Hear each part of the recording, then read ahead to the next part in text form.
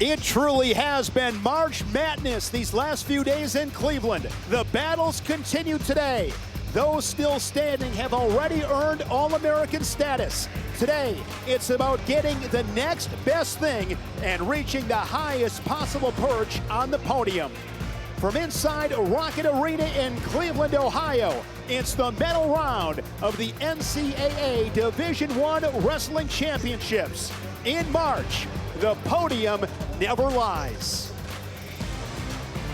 Hello and welcome to MACcast coverage. I'm Shane Sparks alongside four-time All-American Mike McMullen. Mike, I love this round. These guys tend to let it fly. You want to finish the season strong. For a lot of these guys, finishing their career strong and cementing their legacy. Yeah, and all these guys got through the gauntlet last night of the blood round, all All-Americans, and trying to figure out their placement on the podium. So you're going to see a lot of carefree wrestling. This is an awesome round. It's some of the best action of the tournament.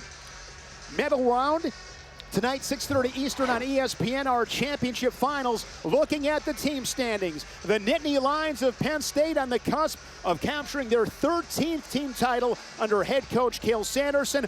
David Taylor and the Cowboys of Oklahoma State, what a job in Stillwater. They are in second. Nebraska third. The Hawkeyes have been solid here in Cleveland. They are in fourth. The Buckeyes in fifth place. There is the four box, and I look at mat 3 with Tyler Knox and Joey Blaze. If Joey Blaze of Penn State wins, and Troy Spratley, who is wrestling on mat number 2 against Vincent Robinson of NC State, if Spratley loses, it is a championship for the Nittany Lions. Penn State would ice it. If Blaze wins with bonus points, that would also give Penn State the trophy here in 2026. It'd be the 13th under head coach Cael Sanderson, the 14th in program history. Their first one was back in the early 50s. Mat number 1, Jacob Moran of Indiana, Nico Provo of Stanford. As I mentioned, mat number 2, upper right. This is a rematch of last year's championship final last March in Philadelphia. Vincent Robinson and Troy Spratley. Vincent Robinson won that title last March, but Spratley got him on Thursday night. They meet again on this Saturday morning. Knox and Blaze, as I mentioned, on mat number 3. And how about this match down on mat 4 with Aaron Seidel of Virginia Tech and Drake Ayala of Iowa. Looking forward to that match shot for. This is a phenomenal round of wrestling. It really is, and you're already seeing some of the action. Bottom left, mat 3, Blaze out to the quick 3-0 lead over Knox of Stanford. And you mentioned top right, Robinson and Spratley. These guys super familiar with one another. Robinson had the advantage in the series heading into their second round match on the championship side on Thursday night, but Spratley with that late second period Jonesy tilt blew the match open and sent Robinson down into the Consolation bracket. We've seen so many matches these last few days, Mike. Robinson got the first period takedown, was able to ride him. Believe he got the escape. I think he was up 4-0 at one point. And he had great prowess on top, was building up the riding time, and was ultimately in control of that match. And it was really that one move at the end of the second that changed the dynamics. But Robinson getting that composure back, you know, marching through the consolation bracket and trying to make the best of his tournament and getting bronze. How about the job Chris Ayers has done at Stanford? The Cardinal in 6th place. Yeah, we were talking about it. They've got 4 All-Americans, 1 finalist tonight in Valencia. And I mean, this is a program probably what, 5 years ago, 6 years ago. 2021. Yeah, 5 years ago was, you know, discussed as potentially being dropped. And now all of a sudden you're, you know, top 6 at the NCAA tournament. What a phenomenal job he's done in a short period of time out at Stanford. And I don't think they have any seniors on the roster, so I think a lot of these guys are coming back. Shane Griffith, of course, in 2021 in St. Louis, won the national title. And that was a big part in saving that program. I saw something on social media earlier today. Get the statue up of Shane Griffith at Stanford. Yeah, such a pivotal moment and memorable moment in wrestling history. And I think it feels right that Stanford still has the program, and obviously, you know, the caliber of athlete and student they're able to attract is apparent, and you know, they're cooking. I think they've got a very bright future ahead of them. Nico Provo leading at 3-1. Guys like Hunter Garvin and Lorenzo Norman, they expect them back, All-American. Bottom right is an interesting one. Aaron Seidel of Virginia Tech, a stud freshman. Everybody was anticipating that match last night between him and Jax Forrest of Oklahoma State. The two met in the Pennsylvania High School State Finals a year ago. Met earlier in the duel in a very tight bout, 10-9. Forrest able to really blow things open in that semi and send Seidel into the consolation bracket. And he's wrestling one of the veterans of the weight class in Drake Ayala, a guy who's looked really sharp this entire tournament and is trying to end his career on a high note. Now a 3-time All-American, 2-time national finalist, scoreless first period. Hunter Garvin's an Iowa native, as I mentioned, an All-American last year. Lorenzo Norman, really talented guy for Stanford as well. They got a really bright future. Congratulations to Chris Ayers and Stanford. Great tournament here in Cleveland. And they're the Stanford Cardinal, not the Cardinals.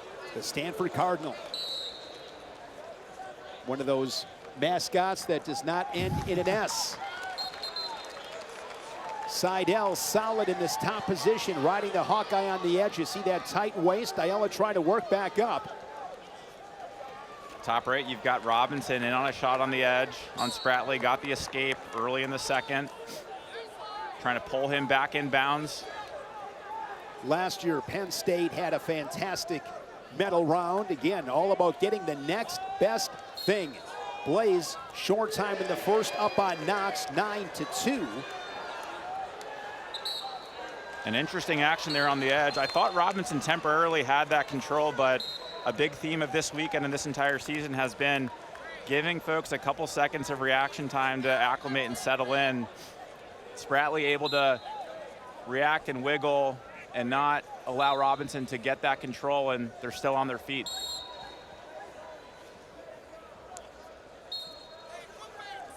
Seidel leading Ayala 2-0.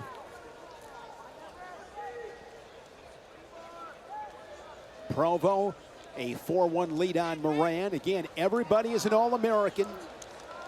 They will all stand on the podium tonight. Now it's just a matter of how high can you get. That was vicious from Seidel, bottom right. Just a side chop, tight waist. Got Ayala to his back. Got a 3 count, I believe. 5-0 now for Seidel. A true freshman.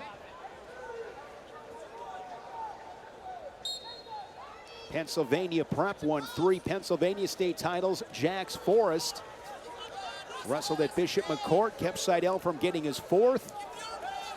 And last night, under the bright lights in a national semifinal. Top left, really nice action on mat number 1. Provo from Stanford with a phenomenal reattack on Moran and able to get the takedown and take the 4-1 lead. That was the second takedown, so 7-1. Yeah, the 7-1 lead. We're looking at the scoreboard on the mat. Really in control of this bout, Provo is.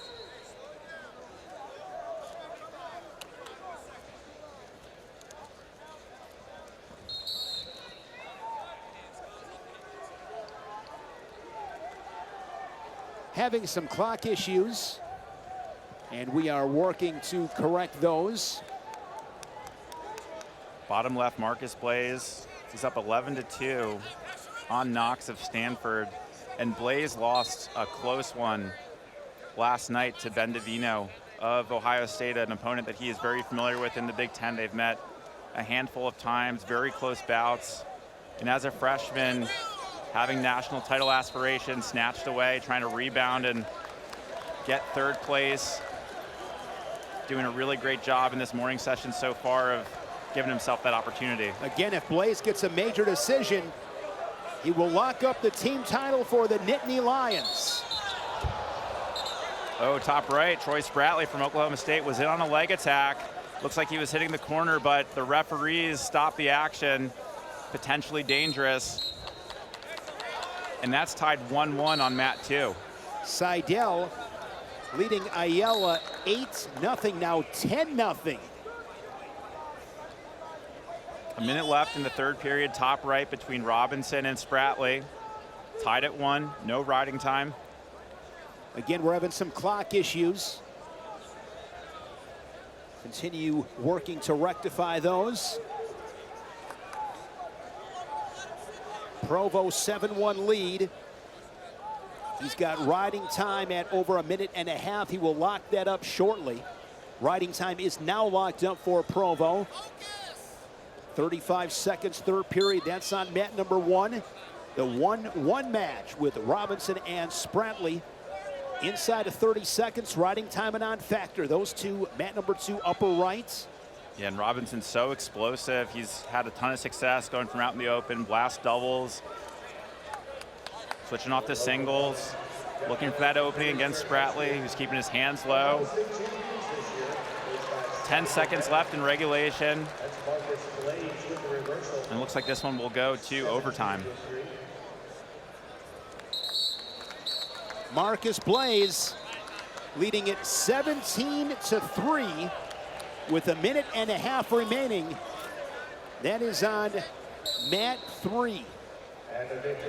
Bottom right, mat 4. Aaron Seidel has really opened things up on Drake Ayala, up 10-0. He's got 2 minutes of riding time. 35 seconds left in the third period. If Blaze scores a takedown here, it will be a tech fall and a team national title for the Nittany Lions. Here's Blaze on a single leg, and there it is. Tech fall for Marcus Blaze. And the Penn State Nittany Lions are the champions here in 2026. They're 13th under head coach Cale Sanderson. Nittany Lions have captured 13 of the last 15 tournament titles.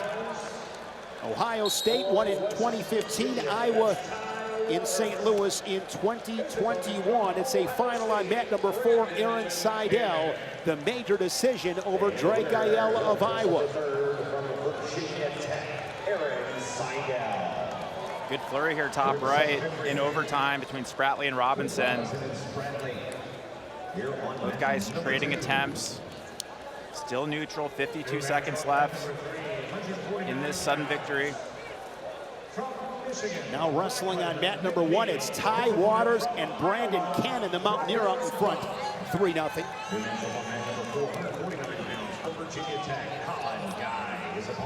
I didn't call Marcus Joey, did I? I don't think so. I think I was okay. I think you're good. Just want to make sure I'm strong in that hand fight on the edge. Of course, brothers, Joey Blaze, we'll see him this morning as well, wrestling for Tony Ursuline at Purdue. Marcus Blaze. And what a great way to come back. And again, I referenced last season, Penn State really good in consolation matches. 1-1. Sudden victory down to 10 seconds with Robinson and Spratley. Next point wins on mat number 2, upper right. And it looks like this is going to head to the ride out. Both guys in neutral, trading some exchanges, getting half shots, half reactions, but nobody really committing in that overtime period. 9 minutes, not enough time to determine the winner, so we go to the tiebreakers. 2 30-second periods wrestled in their entirety. And again, this is where every single second counts. We've seen a handful of situations where it has been 1 second. Into the tiebreakers. Mat number 3, you've got Lachlan McNeil of Michigan against Ryder Block of Iowa. Block, a really nice story for the Hawkeyes in this tournament. Iowa having a nice event with 7 All-Americans. Block, the 15 seed. Now placing in the top 6. Good ride here from Spratley. Half Nelson, Robinson on his feet. The riding time at 13 seconds. 17 seconds remaining. in the first of these two 30-second tiebreakers. Mat number 4, you've got Colin Guy, Virginia Tech, against Chance Lamer of Nebraska, the 20 seed, who made a great run on the top side, getting to the semifinals.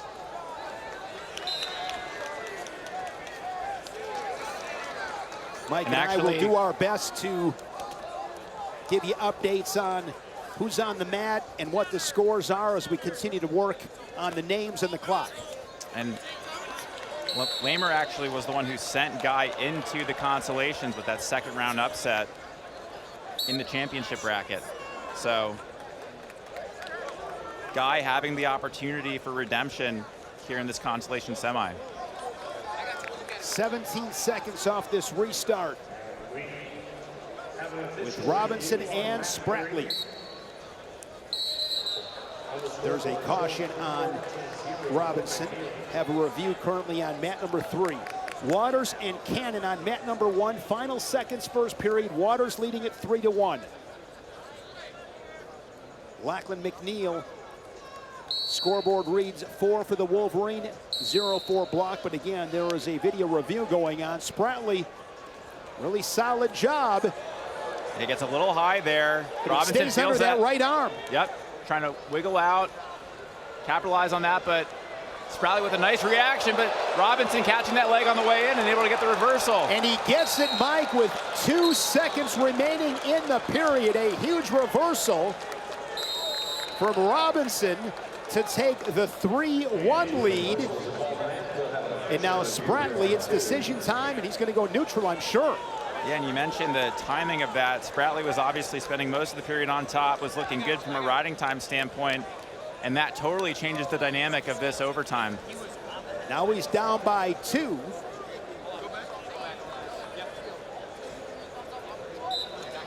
And the officials will go and look at it.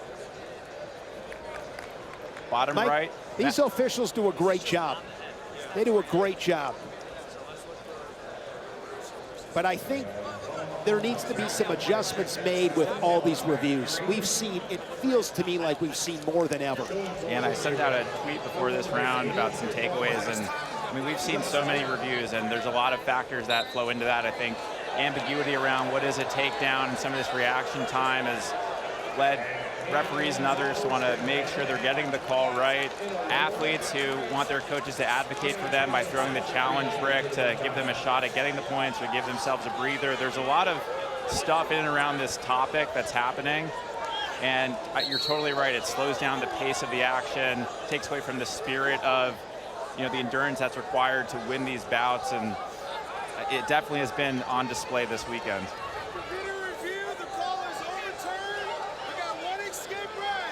So it is going to be overturned. So it's not going to be a reversal. It's going to be an escape.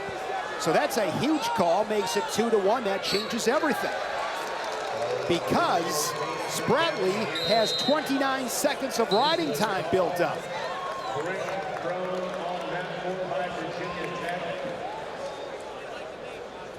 Challenge brick on mat number 4. We saw a review on mat number 3.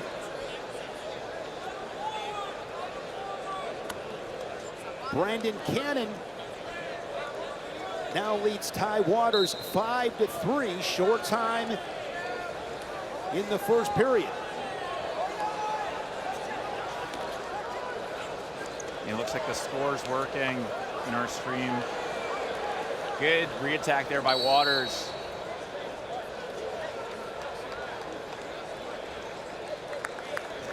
Lachlan McNeil, big first period for the Wolverine, leading at 4-0, over a minute of riding time.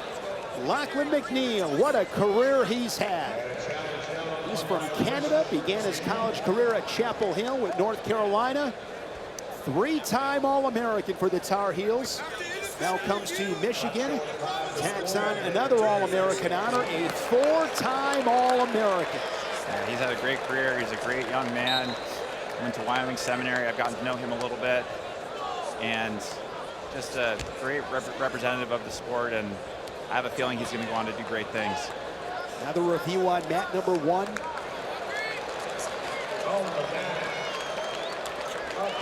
Oh, nice shot there from Ryder Block.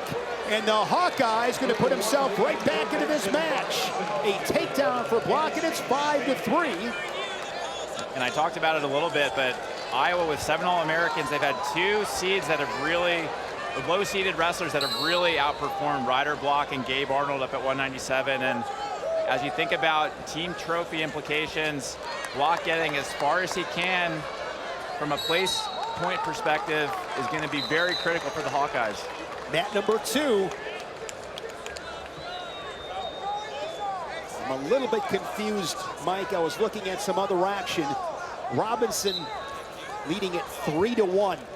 Yeah, and I know they awarded the reversal initially, reviewed it, switched to an escape, but maybe there was some additional reviewing that happened to hold firm on the initial call. Nonetheless, an escape from Spratley. Robinson's still up by 1 with 10 seconds left. Robinson's got that underhook to neutralize the Cowboy. Late charge here from Spratley, but it is going to be Vincent Robinson over his rival Troy Spratley. Their second meeting at these championships.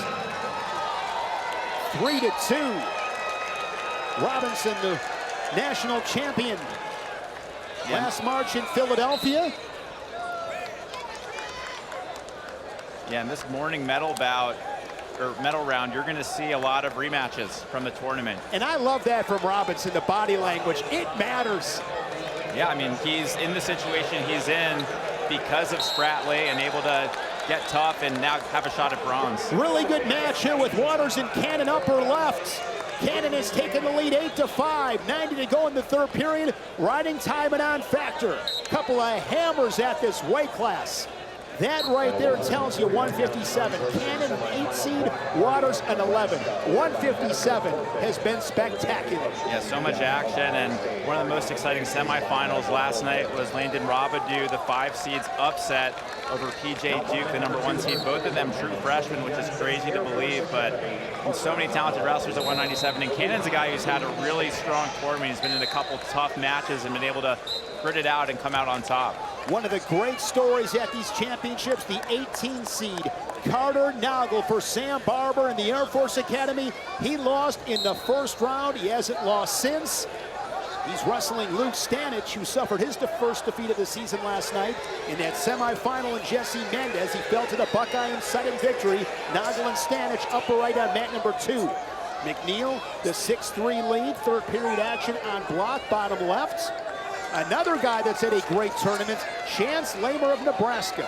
Yeah, he has, and I mentioned earlier, he's the one who actually sent Guy down into the consolation brackets with that second round upset Thursday night. And when you see that, you think a 20 seed beating a 4 seed, maybe it was a fluke, maybe it was that night, but Lamer's got the lead, Lamer's got the lead 3-2 with 34 seconds left. Guy trying to work to get the takedown. The Lamer trying to be 2-0 against Guy in this tournament.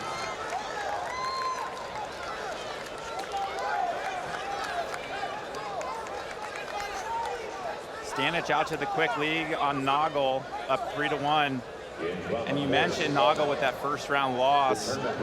Guys who come back after losing in the first round to get third place. He is the only one still eligible to potentially do that. The last time we saw that was Tyler Kasak. Tyler Kasak of Penn State in 2024. It's a very rare thing in this tournament. Stanich looking for another takedown, reaches across, gets that right ankle of the Falcon. And the Mountain Hawk, a 6-1 lead. Stanich, an All-American 2 years ago, then down at 125. He's tough, Mike. He is. He had a great match with Jesse Mendez last night, taking him to overtime. And he's been an absolute hammer all season, suffering his first loss last night. So we mentioned Kasak. A couple other guys who have done that. Emery Parker of Illinois. Emery Parker, A.J. Shop did it. Zach Epperly of Virginia Tech. Donnie Vinson of Binghamton. Dustin Minotti, Cornell. And J.D. Bergman, Ohio State. J.D. Bergman, yes he did. Lachlan McNeil, your winner for Michigan on mat number 3.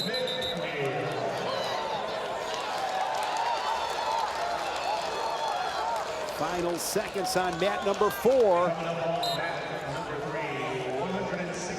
And the 20 seed, Chance Lamer, victorious. You said beating Guy for the second time in this tournament. Yeah, he upset him on the top side, was able to make that run into the semifinals, where he lost to Van Ness of Penn State, but proving that that upset was not a fluke. And Chance Lamer has been a talented wrestler his entire career, and now will place top 4 at this tournament. Mat number 3, 165 pounds, Joey Blaze and Nico Ruiz. Blaze, a national finalist last March at 157. Fell to Antrell Taylor in that national final last night. Lost to Mikey Caliendo of Iowa. Once again at 165. Mitchell Messenbrink of Penn State.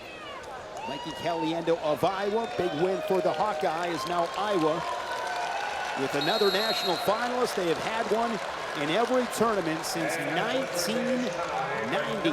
Tom and Terry Brands collected titles under then legendary head coach Dan Gable. Brandon Cannon, 9-6 over Alan Waters. Alan Waters, the old Missouri Tiger, the 125-pounder. Yeah, and you love to see Cannon. He was a hammer, Alan Waters. Absolutely. But this is Ty Waters. He's also a hammer. Well, yeah, I don't know what's in the waters, but those guys both awesome. But happy for Cannon placing top 4, a guy who's spent a lot of the season ranked #1, missed some time due to injury during the Big Ten dual season, came back, had a tough Big Ten tournament, but just nice to see him, having an opportunity to be in that top 4 at the end of the weekend. Mat number 4, Andrew Sparks of Minnesota, Cesar Alvin for Columbia. Another program that has been fantastic. Donnie Pritzlaff, head coach. Yeah, and Alvin had a nice upset on the top side. Darian Lockett of Oklahoma State beat him in the second round. And you mentioned Columbia and the success they've had. A couple of these Ivy programs are doing fairly well in this tournament. Cornell, obviously, we're very familiar with them, and I think they had a couple upsets and maybe not the tournament they wanted, but Columbia with an All-American, Princeton with a finalist, and Penn with 2 All-Americans. As it stands at the moment, team standings, Cornell in 17th, Columbia 18th, Princeton 19, Penn 21st. Yeah, so the competitive parity in the Ivy League, I think, is improving. Cornell's had a stronghold on that for a really long time. They built a great program up there, obviously, but nice to see some of these athletes coming out of the Ivy League. Mat number 1, Cannon Webster and P.J. Duke. Duke, tough loss last night against Landon Robidoux. That was a tough one. There's definitely some chatter about the outcome of that match on social media. But Duke off to a great start with the early takedown on Webster, and again, trying to bounce back and just make the most of this weekend. Stanich leading 6-3 on mat number 2. Alvin and Sparks, bottom right, mat number 4, no score, 45 seconds in. And Sparks is a guy you like for obvious reasons, but also because of the background. Oh, big toss from Alvin. You mentioned he started wrestling in high school. He started really late, won a California state title, came to Minnesota where he's been really solid, just workmanlike. He's won a lot of matches, had some injuries, battled some adversity, just great stories. Alvin as well, a good story. They all have a story. And that's the great thing about this weekend. All guys start in the same round. They have the opportunity in front of them, and brackets work themselves out, and you learn about a lot of great athletes who get tremendous results and get that All-American accolade. And at the end of this tournament, you walk around, you look at these guys, black eyes, scrapes, battle wounds. I will say the camaraderie of this group, the 3 through 8 place guys, after they finish this round, there's just so much of a sense of relief and mutual respect and admiration for one another, and going through the gauntlet to get on that podium, which is obviously the goal for every college wrestler. Ruiz leading Blaze 1-0.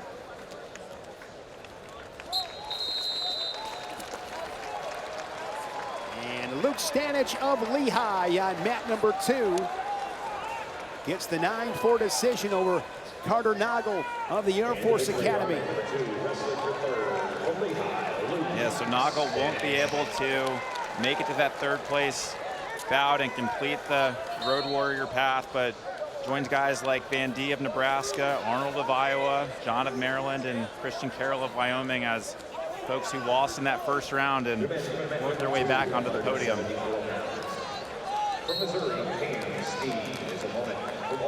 Cannon Webster goes on bottom, trailing 3-1 second period. Joey Blaze on the edge, and time will expire in the 2nd. He'll go on bottom, 3rd period trailing 1-0. Sparks escapes 3-1.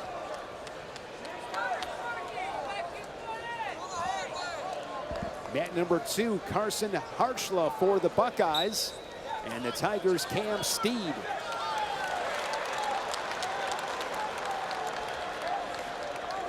Top left, PJ Duke continuing to build his lead with another takedown early in the 2nd period over Webster of Illinois. Team standings, Mike. Penn State with 158, Oklahoma State 117, Nebraska 99.5, Iowa and Ohio State tied at 81. Of course, the Buckeyes with the national finalist in Jesse Mendez tonight at 141, Mikey Caliendo at 165 for the Hawkeyes. And Ben Davino. And Ben Davino was well at 133, so good race with Iowa and Ohio State. Good scramble here, bottom left between Ruiz and Blaze. Blaze under that leg still of Ruiz. Ruiz trying to work the pressure forward, but that leg of Blaze is blocking him. I mean, these guys just get into unbelievable scrambles these days. Ruiz, nice job adjusting, had that far ankle temporarily. Blaze has that bottom toe of Ruiz, which is keeping him in a good position, but gives it up and gives up the takedown. Oh, it looks like this is just riding time, actually, excuse me. Yes, riding time over 1 minute. So that scramble actually to the benefit of Ruiz, accumulating riding time in the process and still accumulating riding time until very recently, where it looks like Blaze is finally awarded the escape. That's a 1-1 match. Here's Blaze on the edge, looking for the go-ahead takedown. Got 20 seconds.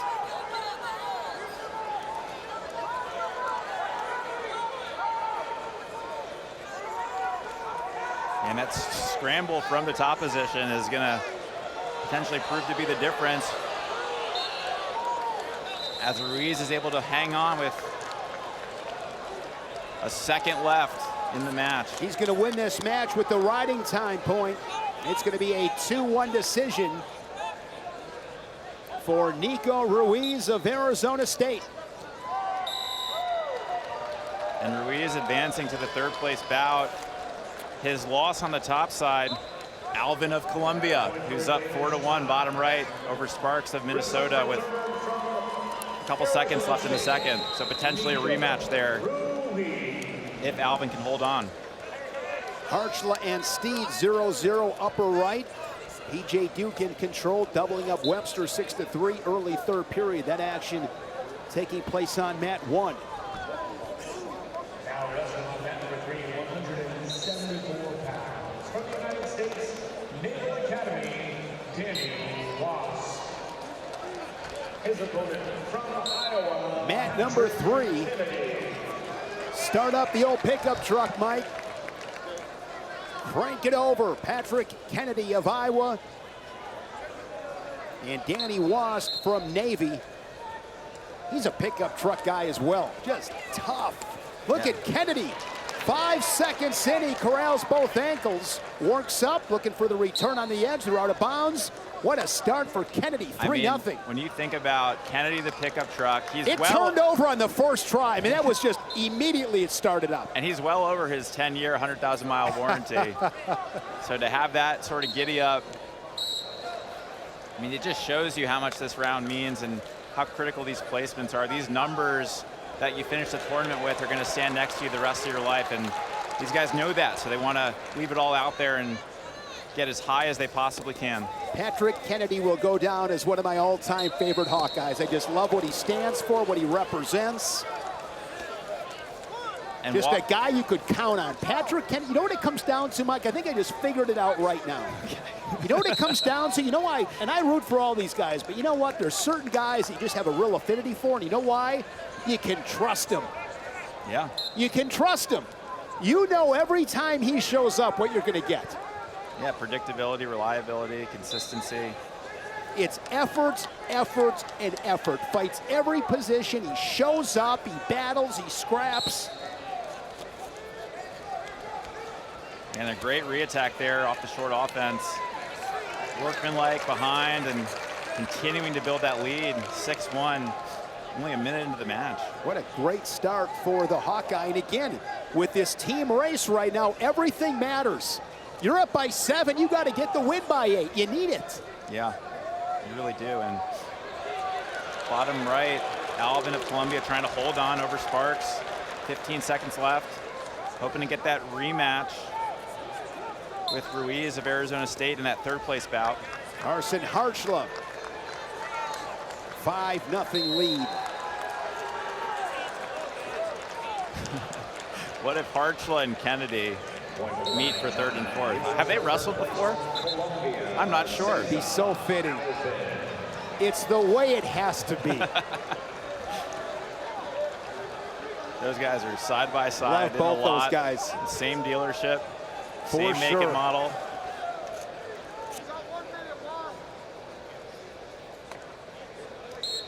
That'd be a picture I'd like to get. Kennedy and Hartschla. Same mold. Kennedy with riding time over 1:40. 6-1 lead. Great first period for the Hawkeye. Now a stall call on Wask. Coming up on mat number 4. Couple of young studs on mat number 4. Aiden Sinclair and Brock Mantanona, a pair of redshirt freshmen. Can't get over, Mike. The true freshman, the redshirt freshman, underclassmen. So much talent. Yeah, just speaks to the growth of coaching and the youth level, accessibility of video content. I mean, there's so much that goes into it. These young guys are better than ever. P.J. Duke, 7-3 decision for the Nittany Lion, a true freshman.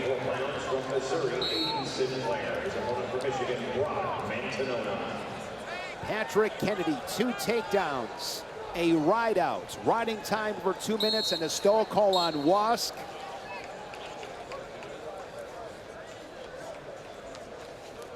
Fantastic first period for Kennedy. Wask has the choice, he defers, and Kennedy goes on bottom. And I think worth noting in the 84-pound consolation semi, Angelo Ferrari of Iowa, his medical forfeited out of the tournament, so will drop down to 6th place automatically. Campos of American advancing to the 3rd place bout. Ferrari had that tight match against McAnally of Minnesota last night in the semifinal. We'll see how big that is. Again, team race, every point matters. Mat number 1, now a 3-time All-American from Little Rock, Stephen Little. Kentucky native, wrestling Stanford's Angelo Posada. No score, 30 seconds in, mat 1 upper left. Sinclair leading the Wolverine on mat 4, 3-0.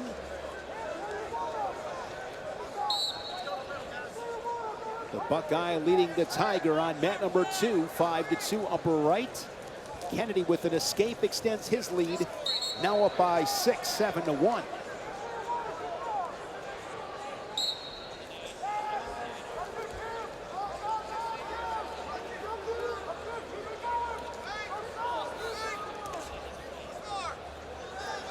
good action on the edge, top left. Little looking to pull this leg in of Posada. And keep that toe in bounds. He's outside the cylinder with his feet, but his butt was still in. Able to readjust and get the takedown. Gets the takedown on the edge. He strikes first for a 3-0 lead. Yeah, on the edge, they look for is part of your body in the cylinder. So even though his feet were both out, because of how the weight was distributed, that backside was still technically in bounds. Great mat awareness from Little. Kennedy with another takedown, 10-1. Good scrambling bottom right between Sinclair and Mantanona. Time's gonna run out. What's fitting too with Kennedy and Harchla, they are now 3-3 in their college careers. It's going to a game 7 with Kennedy and Harchla if they're both hang on. Harchla looks to be doing his part. 5-2, Harchla over Steed. Victory on mat number 2. He will wrestle the third from Ohio State, Carson Harchla. Third period now with Kennedy.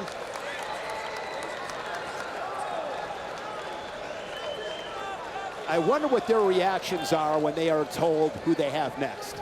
Like, hey, Carson, you got Kennedy again. Yeah, probably a sigh of relief. An opponent you're familiar with. Kennedy looking really sharp in this Consolation semi. Super offensive, lots of leg attacks. 184-pound Consolation semi. Looking for bonus points. Yeah, the team score, as you said. Riding time is locked up for Patrick. Bottom right, Aiden Sinclair with a really nice shot. Got to that head outside on the left side, switched off inside, now has a bottom leg turret, working for neutral danger on Mantanona, and the referee awards the takedown. Now 7-1 as Sinclair scores his second takedown. Mat number 2, Camden McDaniel of Nebraska, Joey Novak, Wyoming.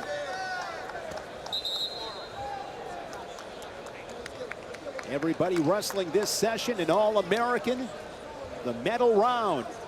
How about Wyoming? I think 3 All-Americans. Fantastic, fantastic tournament for Mark Branch and the Cowboys. At the moment, they are in 13th. Mark Branch does a fantastic job at Wyoming. He's been there a long time, of course. National champion under John Smith at Oklahoma State. And just an awesome guy. You ever get a chance to talk to Mark? Yeah, we talked to him last week in advance of this event and just got to understand a little bit about kind of his mindset, the culture of that program. They obviously do some really unique events and dual meets. He mentioned that they do a team event where they go to a ranch and basically wrangle cattle and I guess practice wrestling moves and probably learn a couple things or two and how to wrestle on top. But you can win at Wyoming. He's proven that. They've had some great success there. And I'm telling you what, you like the outdoors, you like wrestling, check out that place. It is awesome. Yeah, if you like Yellowstone, yes, or Landman, it is so or some cool of that out stuff. there. Really happy for him. Yeah, it's really great to see. And all of these 3 All-Americans are in the upper weights, 84, 97 heavy. So they all clearly are pushing each other, have a great training situation. Mark Branch had one of your favorite lines. He did, yeah. And when we interviewed him last week, he said the mentality he preaches to his athletes, hey, you're going to the NCAA tournament, there's 33 guys in the bracket. The reality is 31 of them will be in the Consolations. So you need to get comfortable with that potential reality and know that your path to the podium likely will be on that side of the bracket at some point. It is a major decision for that all-reliable pickup truck, Patrick Kennedy. And again, that is awesome. Carson Harchla and Patrick Kennedy at 174. It's just the way, Mike, it had to be. It had to be that way. You love to see it. Some of those, I mean, there's so many of these, you know, classic Big Ten matchups that have happened in weight classes over the years where guys have wrestled each other 8, 9, 10 times. And you love to see those come into be in this medal round. McDaniel, first period takedown on Novak. Cool experience for Camden McDaniel, wrestling in his home state of Ohio. Stephen Little, 13-3, riding time over a minute. Ben Peter and Tay Gadali.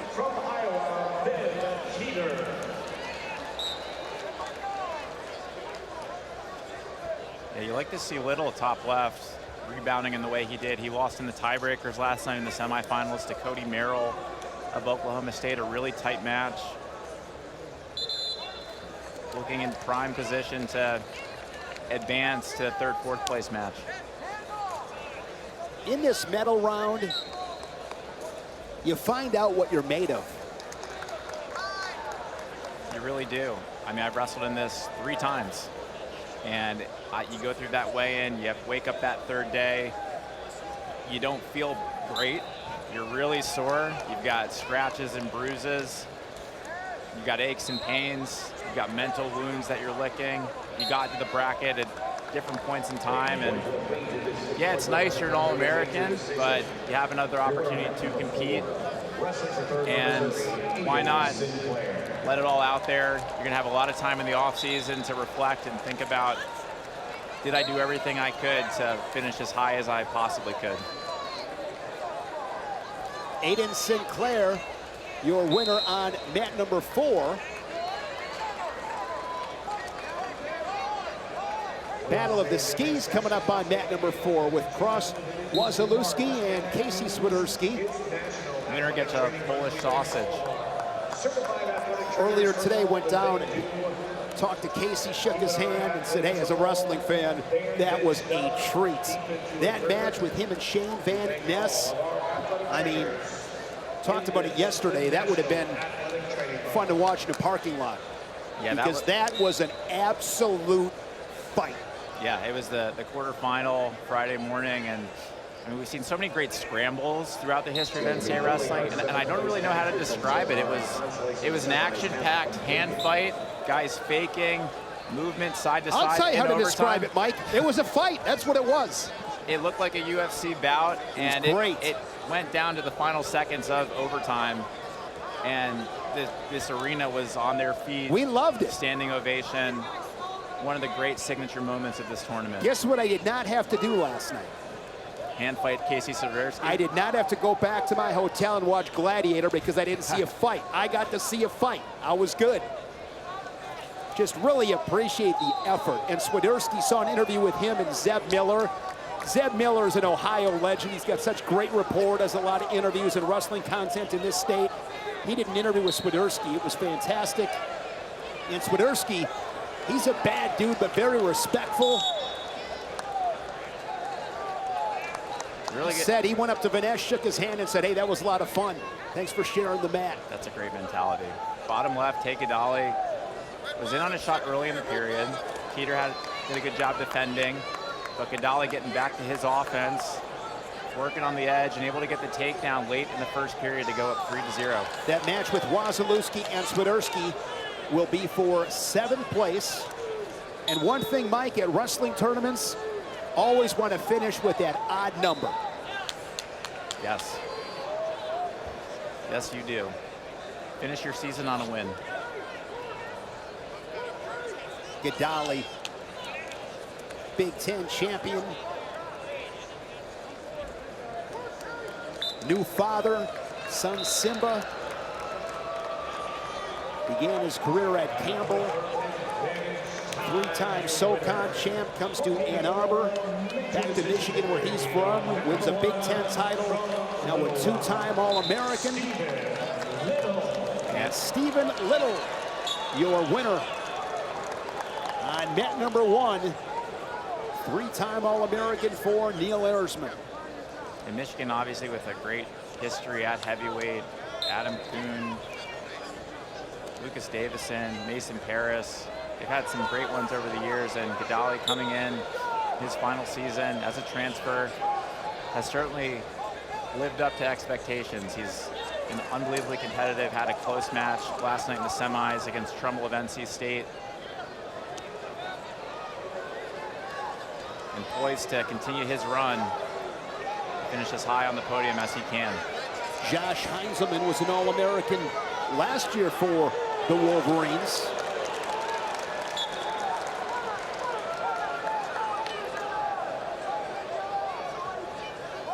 Trying to think here, doing the math in my head. Does that make it 3 straight years where Michigan has had a transfer at heavyweight who's been an All-American? Yeah, Davison in the finals, what, 2 years ago? Lost to Kirkley? Yep. And then what you just mentioned, so. Heinzelman last year, Gadali here in 2026. Yeah, Coach Mormet's done a great job. If you had some more eligibility, maybe you'd be that guy. Yeah, I used it all You have up. a degree from Northwestern, you have a degree from Penn, why not? I don't. What do they call Michigan? Is it, I might be getting confused here. Is Michigan the Harvard of the West? Is that what they call it? I might be off here. I mean, it's one of the highest rated public universities in the country. Them, UVA, I think are typically at the top. The Cal system as well. I mean, it's unbelievable school, unbelievable support that program has. Coach Mormet's done a great job. That facility is tremendous out there in Ann Arbor. They've got a great RTC. They're doing a lot of stuff right. I think they have 5 All-Americans in this tournament.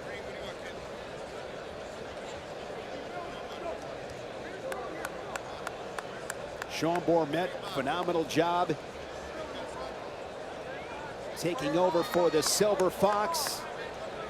Joe McFarland. 7th place match on mat 1 is going to be Tyler Klinsky of Ryder and Minnesota's Jory Volk.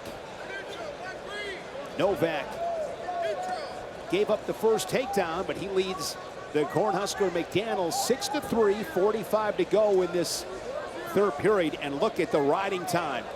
The Cowboy with over 2.5 minutes. Novak is tough.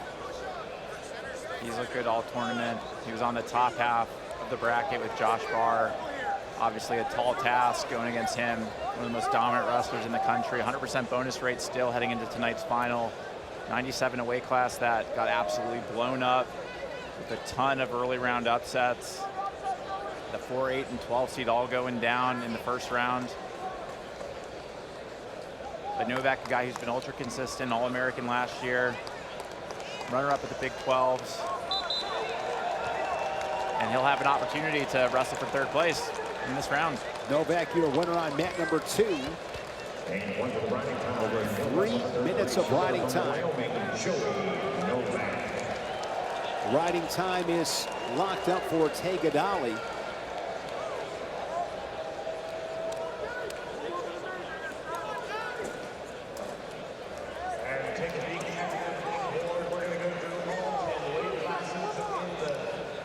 So 7th place matches are up next. We go to 133 now. Moving to 141. Here we go.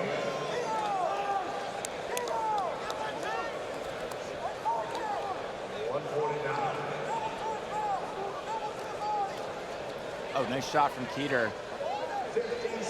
Switching off to a high single. Running out of real estate. Time runs out with the riding time point. 5-0 decision for the Big Ten champion, Tay Gadali. So we'll wrestle all the 7th place matches. Set things up once again. Mat 1, Tyler Klinsky and Jory Volk.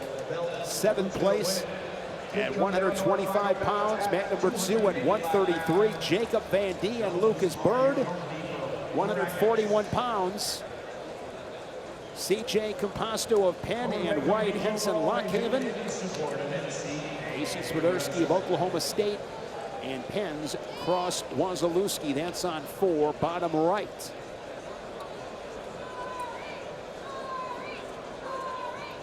And Van D of Nebraska, top right. You mentioned earlier a guy who lost in the first round.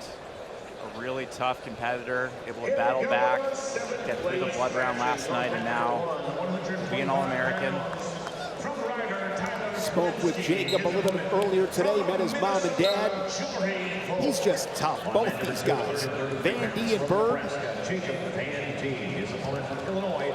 Got about 50 gallons of tough on mat number 2. Yeah, and Bird, obviously national champion last year, was undefeated heading into the Big Ten tournament. Had a tougher tournament, suffered 2 losses.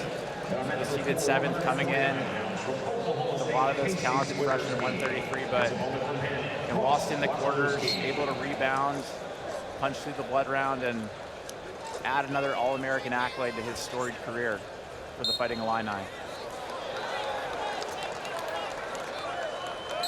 Early start, bottom right, cross, Wazalewski in on the leg, 12 seconds in, and gets the early takedown.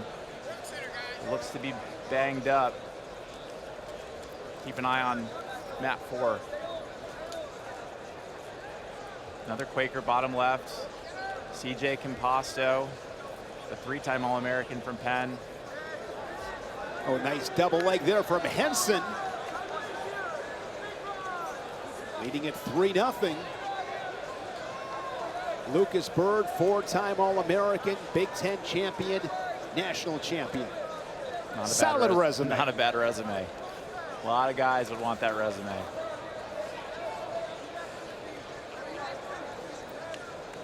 I'd take 1/8 of that resume. Oh, really nice. Jory Volk on mat number 1. Yeah, look at this. Slides a half Nelson in, but Klinsky is off the mat. Volk will get a 3 near fall score. 6-0. Jory Volk, now a 2-time All-American, 1 at Wyoming, and now at Minnesota. Klinsky from Ryder had a really nice tournament. Ryder's has a history of guys getting streaky at the NCAAs, but you know, in his wrestle back, defeated Nick Bouzakis of Ohio State, pinned him. Dean Peterson of Iowa. And I think against Bouzakis, he was down, like maybe by 6-1, something like that. And so just an emotional run for him yesterday on Friday to get to this 7th place bout. And the Bronx have a lot of great individual performances here over the years. They're doing a great job out in New Jersey. Here's Lucas Bird on a single leg. Limp arm out. Great job getting back to the leg after that limp arm attempt failed and capturing that far leg on the edge of the bat. Takedown inside of 20 seconds for Lucas Bird. Sinks in a claw ride. This is where Lucas Bird really stingy, tough on top, gritty, good mat awareness, the high wrestling IQ. He is a veteran. Yeah, you can see him trying to keep that toe in as the clock runs low at the end of the first. Wanted to avoid the restart, but we'll have to be quick off the whistle here to keep Van D down to keep it the lead at 3-0. Lucas Bird from Cincinnati, Ohio. LaSalle High School. Good mat return there from Bird to put a cap on the first period. A takedown and a ride out from the 4-time All-American. He's only got a couple mat returns left in his career, so. Well, then he is going to fight. That's a great point. Is that a mat return, though, or a canvas return?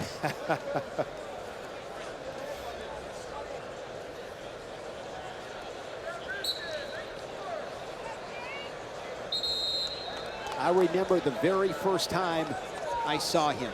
I never heard of him. I don't follow high school wrestling all that close. And I remember I was doing a match. They were wrestling Indiana. And I'm like, who is this guy? Because he was just tough. He was a guy that did all the little tough things consistently. And I remember calling that match, and I'm like, I like this guy. I mean, this is my kind of guy. And he has had a phenomenal career. And having coached in college, that kind of is the secret. A lot of guys think, is there a silver bullet technically that I need to learn to up-level my game? But if you get in a lot of these college rooms, it's just preaching consistency, fundamentals, head, hands, defense, you know, good hips, riding tough on top, forward pressure. It's the simple things that really allow folks to separate, and Bird's obviously exemplified that throughout his career, and I mean, has the resume you mentioned. He's a tremendous competitor. Good action here, top left on the edge of the mat. Look at Composto on mat number 3. Whoa. He's got Henson on his back. Whoa. He's got him tight. Got plenty of time too, 1:30 left in the second. That's mat 3, bottom left. Henson had the riding time over 2 minutes. Tight headlock from Composto. Still over minutes. Usually you see guys sit that inside leg through like you just saw there. And try to pick that head up off the mat. Gotta get both those shoulders flat, and he does. There's the fall for the Quaker, C.J. Composto. 7th place for Penn. And a great career for him. I mentioned 3-time All-American. Really tough to do in the Ivy League. Coach Valenti is doing a great job at Penn, building on the foundation of Coach Reyna. They've got a lot of great support in Philadelphia. Great to see for the Quaker program. Van Dien will give the escape to Bird. So that is a 4-1 score. Early third period on mat number 2. Jory Volk a 10-0 lead on mat number 1. Coming up here on mat 3, 174 pounds. Wrestling for 7 from Michigan. And you'll notice that we are in the 7th place bouts. We didn't see AJ Ferrari of Nebraska wrestle in that Consolation semifinals, getting word that he medically forfeited out of the tournament as well. So both Angelo and AJ medically forfeited out of the tournament. It would appear so. We haven't seen either of them wrestle. We're on to the 7th place bout. AJ suffering defeat last night in the semifinals to number 1 seed Younger Bastida of Iowa State.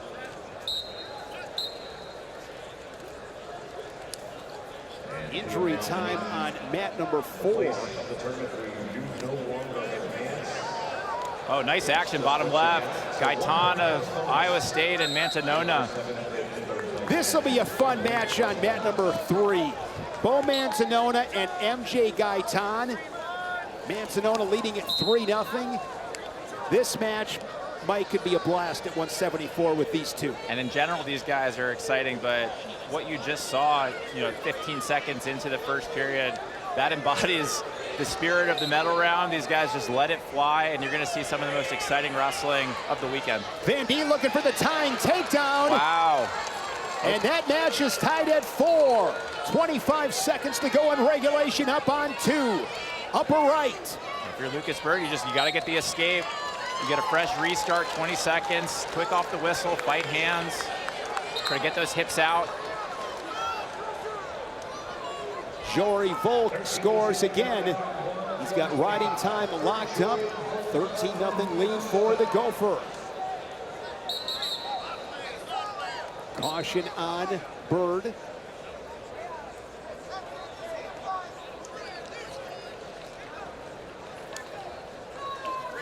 Nice duck under attempt, bottom left from Mantanona, defense from Gaitan.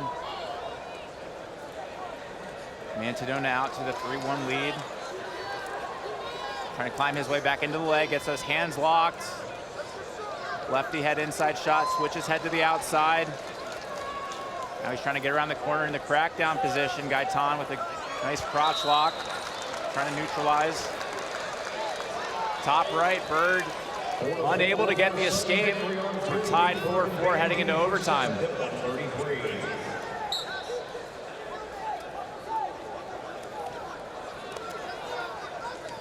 Sudden victory. Jacob Van Dien, tough, gritty rideout. Van Dien wrestled at Cathedral Prep in Pennsylvania. Double unders trying to jack up Bird. Yeah, Bird digging that head in, Trying to keep those elbows tight. With the riding time point, 14-1 major decision for Minnesota's Jory Volk. He takes 7th place at 125 pounds. Oh, beautiful shuck bottom left by MJ Gaitan. And now that's 6-5. Still 30 seconds left in the first already. 11 points on the board. Van Dee top right, looking for that Jonesy tilt from neutral. Limp arm by Bird as they scramble on mat number 2. Both guys got the ankles tied up. And Van Dee dives to that opposite leg. He's got the reverse lock. Now he's working backdoor. Trying to get those hands out. Looking for that bottom leg Turk. Now Bird in the crotch lock.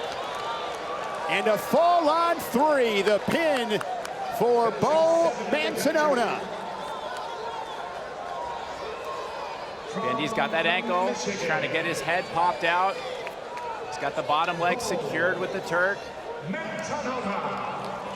Bird hanging tough though. He's got his torso locked tight, got the crotch lock. Fighting off the neutral danger really well.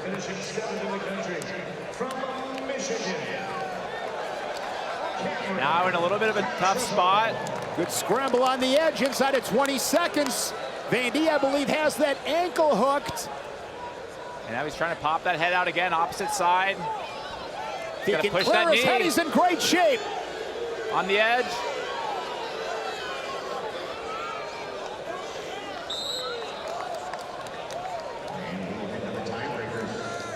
And time runs out in the sudden victory. Van Dee was so close. That was really close. At 157 pounds, Cameron Cantrabone of Michigan taking 7th place, as Meyer Shapiro did not wrestle that 7th place match. We'll go into the ride-outs, top right. Nice Granby attempt there by Bird, but Van Dee neutralizing. Now he's got the hips covered. And keep in mind, to close out regulation, Van Dee was able to ride Bird. Now Bird trying to shake him off, and he gets the escape. Van Dee builds 14 seconds of riding time. And that was after that tough end of the first overtime period where it looked like Van Dee had the takedown. He had both legs, and Bird was on his butt on the edge, but the referee's not awarding it, and now he'll have to escape quickly to give himself a shot to win this match. Bird, 15 seconds. That's what he needs to do. Get that riding time advantage. Saw he immediately tried to go to the sit out. Now Bird anticipating that, trying to suck back. Under the arms. Van Dee with the head hunt. Van Dee's in good shape here, Mike.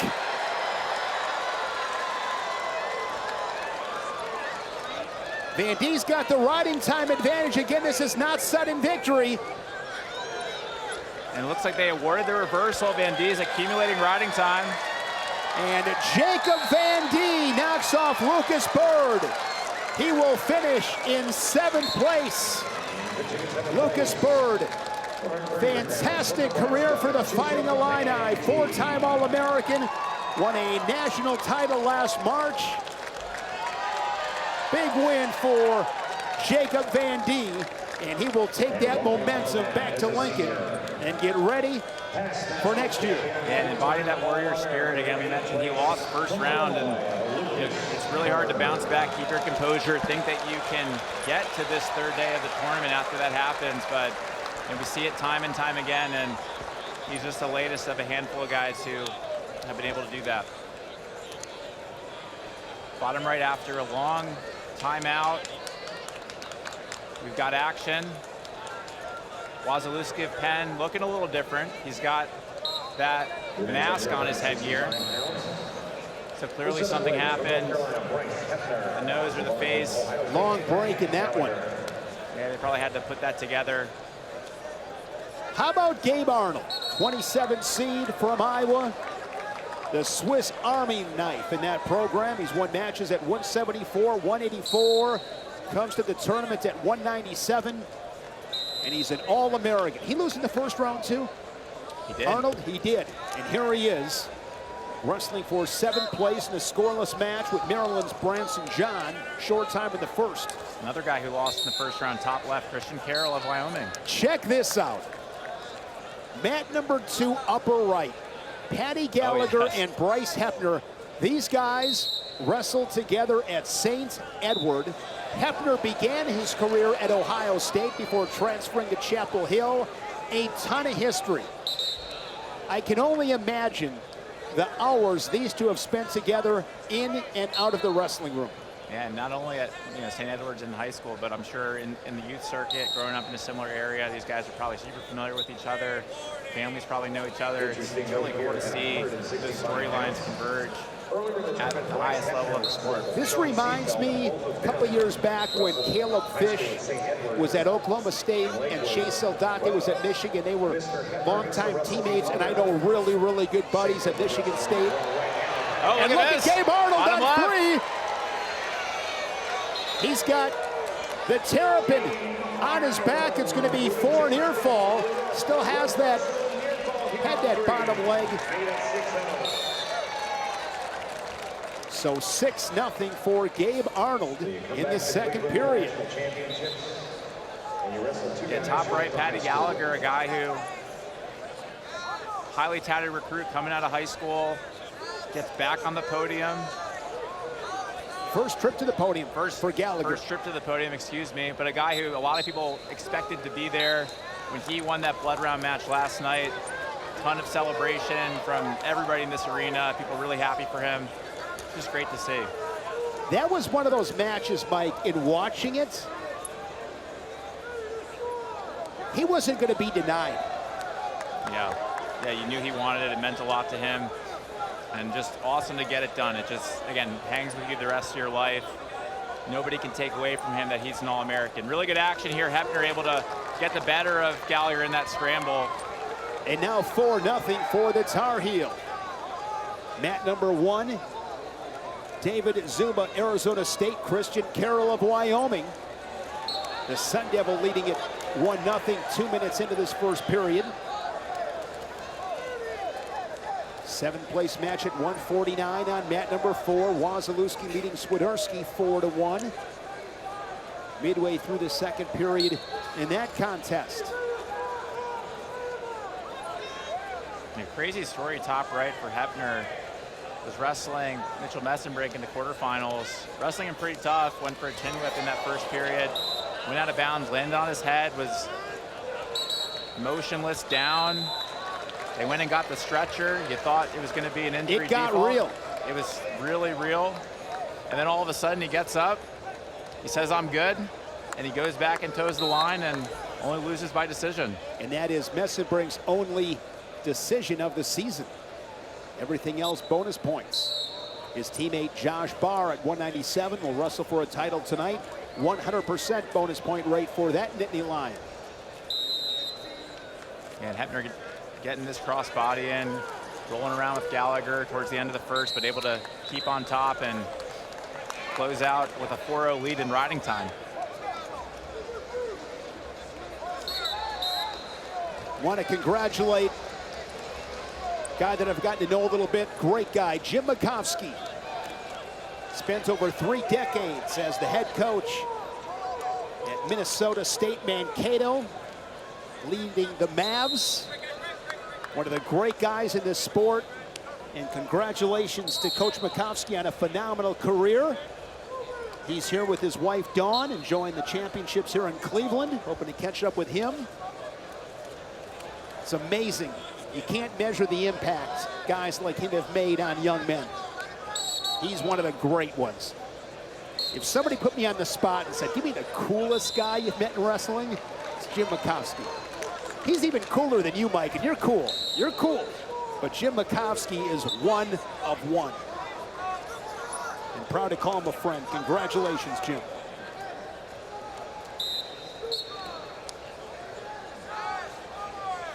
Arnold, that 6-2 lead, 50 seconds, third period. Wazalewski and Swiderski, that match on mat number 4, 30 seconds into the third period. Yeah, well, Wazalewski riding tough, trying to get over a minute of riding time. He does there. Get the 3-point lead over Swiderski. I think the winner of that match should get some pierogies.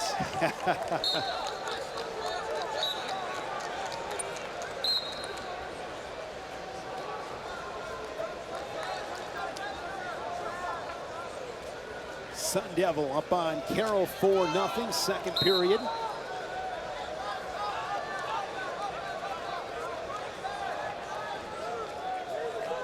Hepner just a great job in these scramble positions. He's able to get himself in between the legs of Gallagher. He's got to get that weight on that heel. 7th place as the Hawkeye fans showing their appreciation to All-American Gabe Arnold. Came to Cleveland as a 27th seed. Lost in the first round. A memorable season for All-American Gabe Arnold.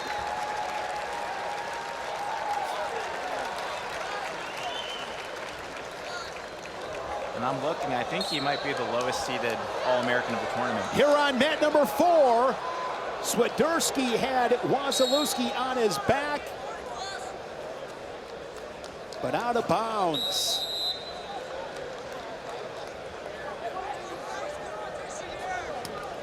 Yeah, Gabe Arnold's been a feel-good story this weekend.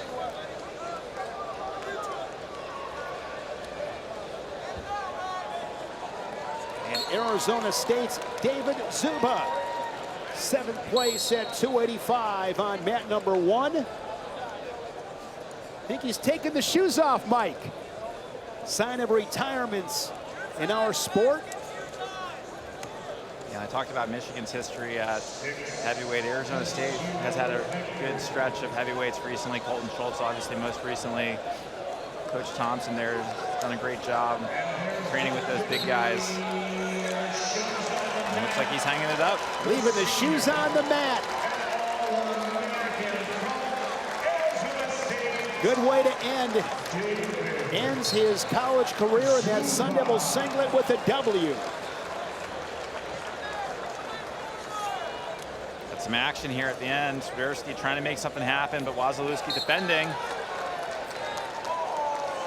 And cross Wazalewski and Casey Swiderski getting after it a little bit on mat 4. You love to see the passion. These guys, this clearly matters. Competitors. Wazalewski 7th place at 149.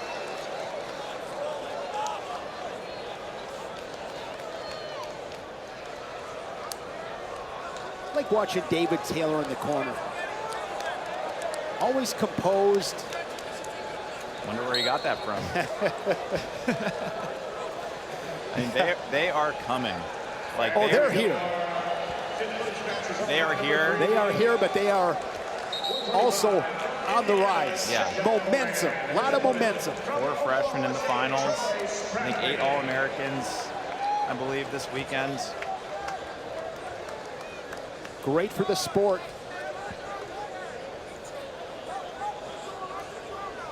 David Taylor in his 2nd season. The environments at Gallagher-Iba Arena dual meets. Saw one of those great dual meets here on ESPN against the Hawkeyes. I mean, that place was up for grabs. The line before it started, did you see that? Just on TV. The line was long line. And it just speaks to the interest in the sport, and it just takes some creativity, initiative, resources. Great marketing.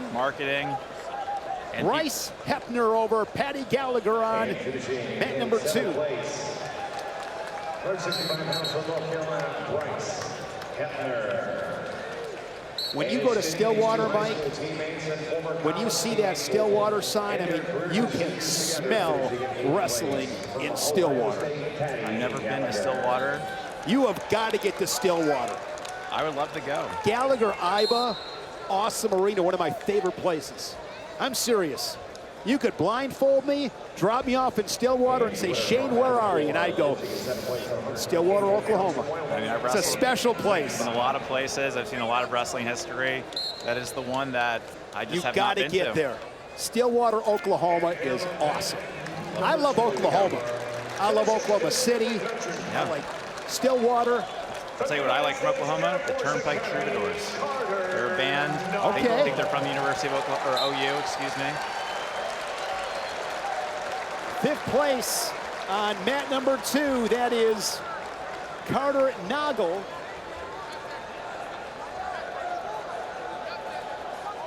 Came back after a first-round loss, all the way to 5th place. That is great. So Anthony Echemendia of Iowa State does not wrestle that match. Here is Tyler Knox and Drake Ayala on mat number 1. Last season, Stanford came to Carver Hawkeye Arena and Knox beat Ayala. Drake Ayala in his final match in that black Hawkeye singlets. 9 points already in the first. Yeah, you can tell this means a lot to him. We talked about Iowa's positioning in the team race, and every point counts. These bonus points plus placement points. So these are the 5th place matches being wrestled. Drake Ayala, what a career out of Fort Dodge, Iowa. 3-time Iowa State champ. 3-time All-American, 2-time national finalist. What a career. Camden McDaniel and Angelo Posada.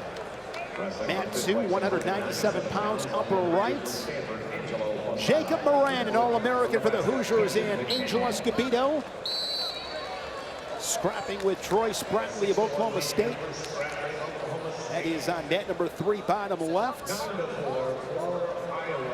We have a review on net number 5. That is Colin Guy of Virginia Tech and Iowa's Ryder Block. How about the run Moran's had this tournament? Stormed his way to the semifinal. Upsets over Bazakis of Ohio State. Jory Bulk of Minnesota on the top side, and lost a tight one to tonight's finalist McGowan of Princeton. Just a tough wrestler. He's had a great season.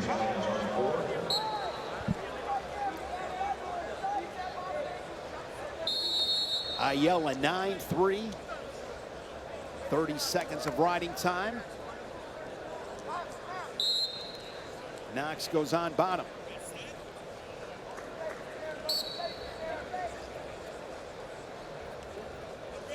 That is mat 4. I believe I said mat 5 before. Mat 4 with Guy in block, bottom right. Spratley, bottom left, with a nice dump. Getting Moran on his back, racking up some near fall points.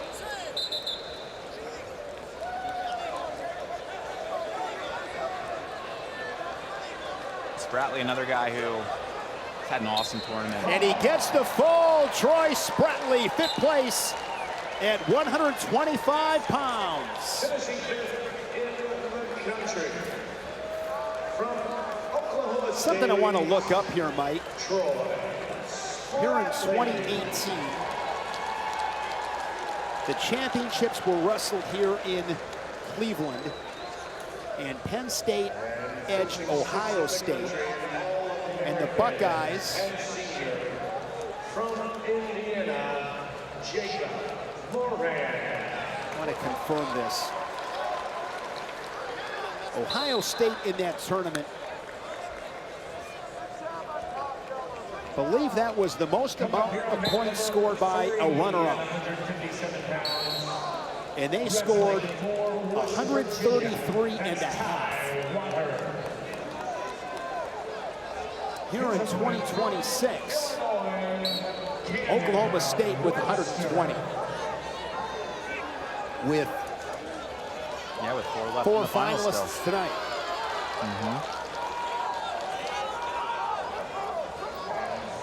Top left. So Knox was in on a shot. called stalemate, but after the quick start from Ayala, he's able to calm things down a little bit, only down by 5. Again, was in on the legs. Ayala just so difficult to score on. Did a great job defending.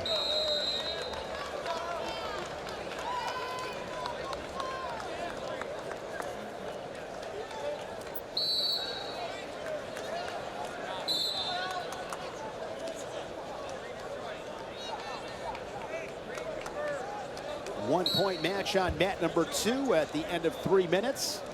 Posada of Stanford gets riding time to 51 seconds.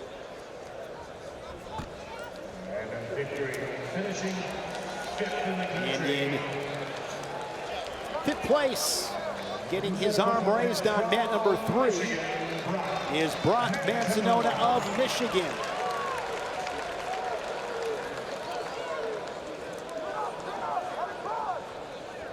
Guy and Block scoreless, short time in the first. 5th place match at 149, bottom right on mat 4. Check out this match. This is for 3rd place. 141, Brock Hardy, Luke Stanich. I'll take some of that. This is such a great round. Pretty good crowd here inside Rocket Arena on this Saturday. Yeah, I mean, I'm not surprised. This is a great round, one of the best parts of the weekend. And bottom left, Hardy and Stanich, great matches in last night's semifinal, both obviously falling to Mendez and Vega, but tough, tight bouts, and probably the right guys in the 3rd, 4th place match. Championship finals, 6:30 Eastern time this evening here in Cleveland on ESPN. McDaniel has taken the lead, 5-4. Upper right, mat number 2, Drake Ayala, 12-5. Good adjustment there by the Hawkeye on a single leg. Ayala knocks down to the mat, and he's going to score 3 more. And in position now for the major decision. Also riding time, going over a minute. It goes over a minute. Do you cut him and go for a takedown to get the, oh, never mind. Couldn't get it. Scoreboard was a little lag there, but. Finished the period on top. Finished the career on top. Yes.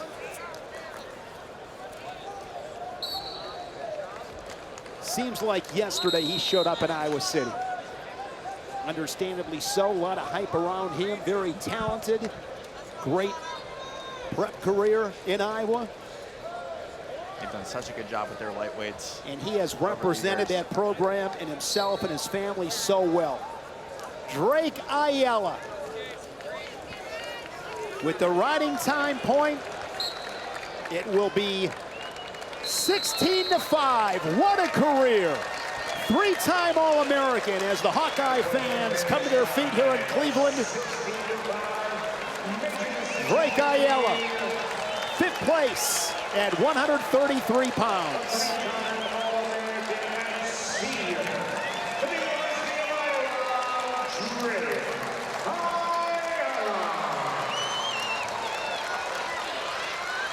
I love this.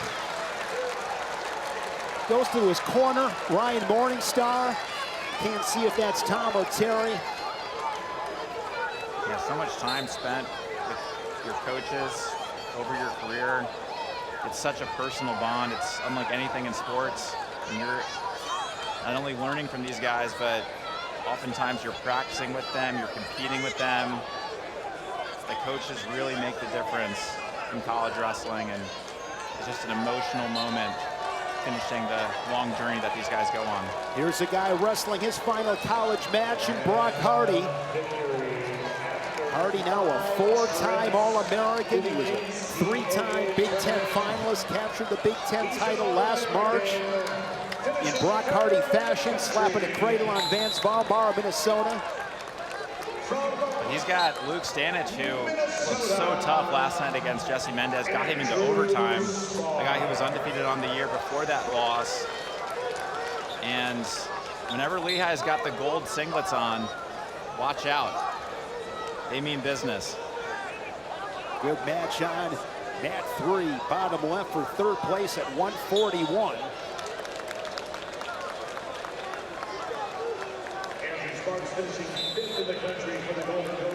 Fifth place match is being wrestled on mats 1, 2, and 5. Camden McDaniel of Nebraska, 12-6.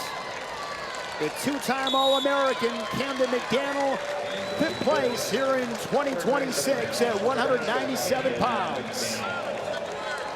Hardy and Stanich, scoreless 3 minutes. They go to the second with Hardy going underneath. McDaniel had a great tournament. Lost in the quarters and overtime to Little. Gets through the blood rounds. 11 seed outperforming. Look at Cam Steed on mat number 1, going for something big. A whip over from the Tiger Steed and out of bounds. And they're going to stop that even though Steed's body was still in bounds. Wask's body was off of the mat. So anytime you touch the competition floor, the refs will stop the action and deem out of bounds. I would love to see some more Resolite added on the edges. Yeah, there's plenty of space now that they've gotten down to 4 mats as opposed to 8.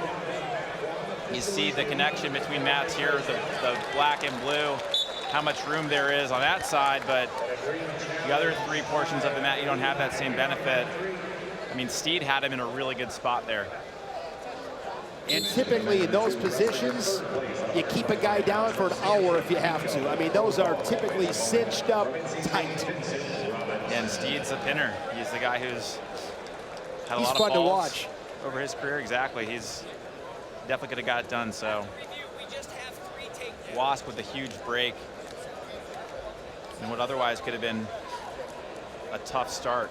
Mat number 4, down to 20 seconds. Colin Guide leading Ryder Block 4-0. Ryder Block battled some injuries in Iowa City.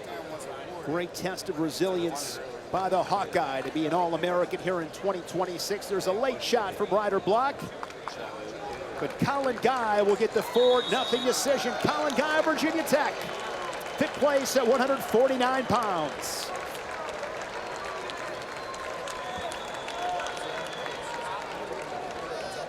There is a review on mat 3. Scoreboard reads Stanich 3, Hardy 1.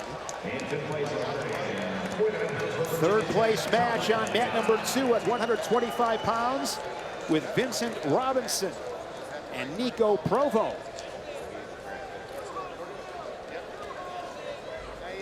Wask and Steed. 3-1 for Steed. He got no near fall on that mic. And we're by medical forfeit, finishing 6th place.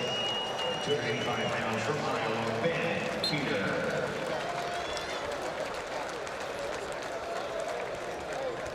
And Robinson in this third place bout, returning national champion, having a great run, but he's lost to Provo twice this year. It's part of why he's got that 12 seed. Lost to him at the ACC championships, as well as in the duel back in January. Getting his arm raised, fifth place at 285 pounds is Ben Keeter of Iowa. Two-time All-American for the Hawkeyes. Now it's in third place, 149 pounds, on number 4 from Michigan, Lachlan McNeil, is a Nebraska Chance Lehman. At the moment, Penn State 161.5, Oklahoma State 119, Nebraska 101.5, the Hawkeyes 10 behind the Cornhuskers with 91.5, and Ohio State, the Buckeyes, in fifth, 84.5. Of course, the Buckeyes with a pair of finalists in Ben DeVito and Jesse Mendez. Iowa with 165-pounder Mikey Caliendo. Bottom left of your screen, Stanich from Lehigh is looking tough. He's got 2 takedowns on Hardy. He's been riding tough in the top position. He works to get that left arm extended. I would call it a bow and arrow or a head lever. You might call it something else. I might go coffee grinder, but I'm okay with I'm okay with bow and arrow. I mean, that sounds pretty cool. I like those cool names, Cement Mixer, Cement Job. Yeah, it sort of embodies the warrior spirit, the bow and arrow. And then, Dresser Dump, the Metzger, the Navy Ride. I like that stuff. What is your favorite name of a wrestling move? I think Banana Split is a good one. I like that one as well. Ball and Chain Tilt, I think rejuvenated by Jack's Forest a little bit. I think that's going to make a comeback now. I like Freight Train Double. Running the pipe. Yeah. I'm not going to say Spladle because Brock Hardy's wrestling. But I think I just did, actually. Stanich leading Hardy 6-2. He's got riding time over a minute. Met number 4, 149 pounds, third place with Chance, Lamer, and Lachlan McNeil. Robinson and Provo short time in the first, 0-0.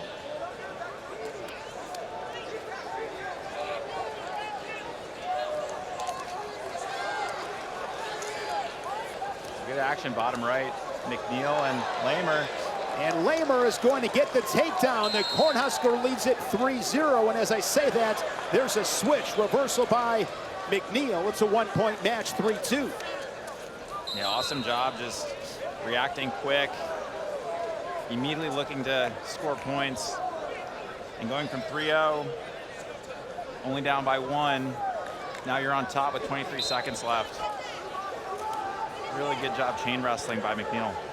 Shane Sparks alongside four-time All-American Mike McMullen. Matt Cass coverage. Medal round on this Saturday in the rock and roll capital of the world, Rocket Arena in Cleveland.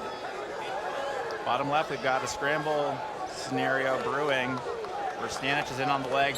Hardy with the crotch lock, but Stanich keeping those hips low, trying to stay flat like a board and able to force a stalemate with 23 seconds left.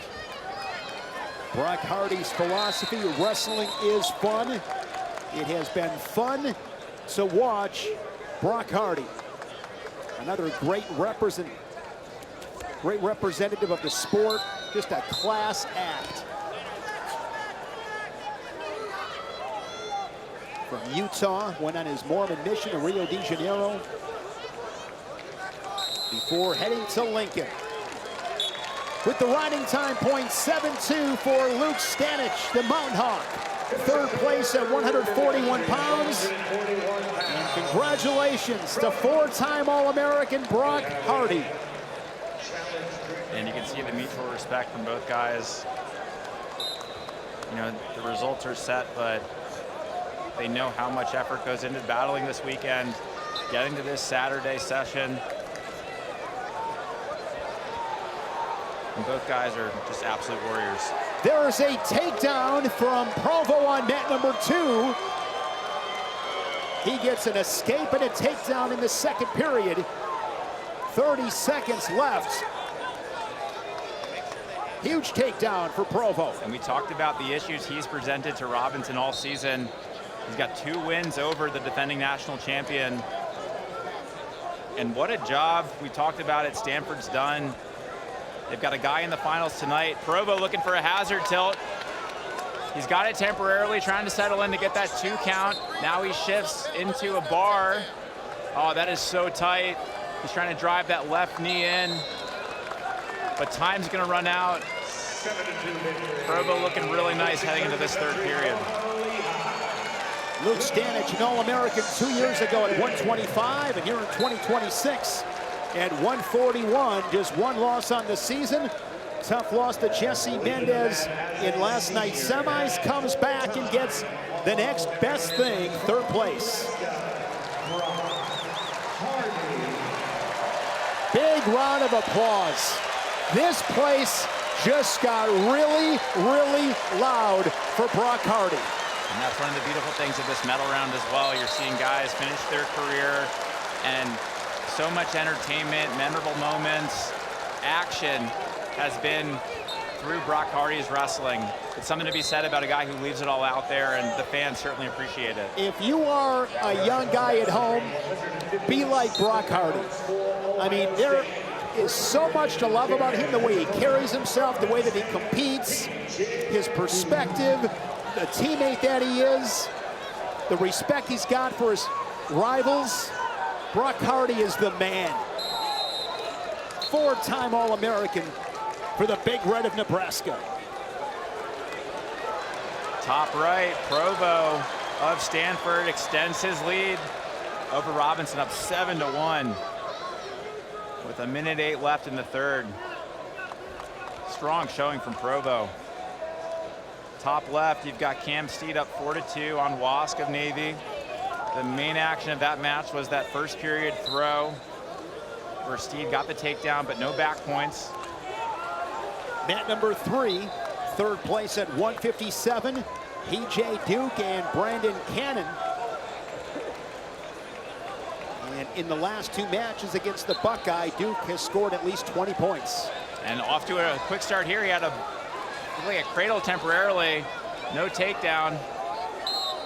Having a bit of deja vu saying that for PJ Duke. Oh, they did give him the takedown, excuse me.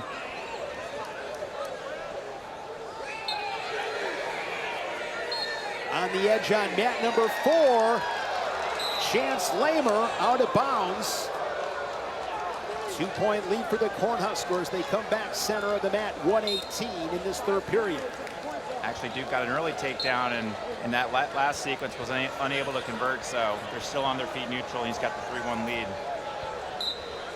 Yeah, we've got a dogfight bottom right. McNeil's got to dig deep, try to get some offense going.